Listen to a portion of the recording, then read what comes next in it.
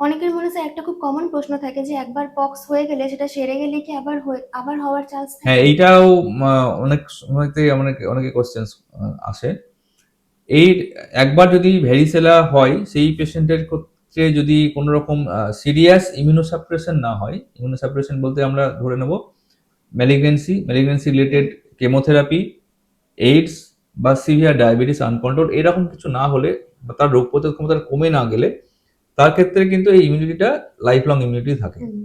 এখন এই ভাইরাসটা যখন শরীরের মধ্যে ঢুকছে, যখন ভাইরেমিয়া হচ্ছে, ভাইরাসের মধ্যে গোটা ব্লাডের মধ্যে ছড়াচ্ছে, তখন যখন রোগটা যখন সেরে যায়, সে 7 দিন 10 দিন বা 14 দিন পর সেরে যায়, তখন সেই ভাইরাসটা শরীরের মধ্যে nerve root ganglia, dorsal nerve root ganglia বলে জায়গা থাকে স্পাইনাল কর্ডের মধ্যে, সেইখানে সেই ভাইরাসটা কিন্তু ঘুমিয়ে থাকে, সুপ্ত অবস্থায় আচ্ছা। থাকে।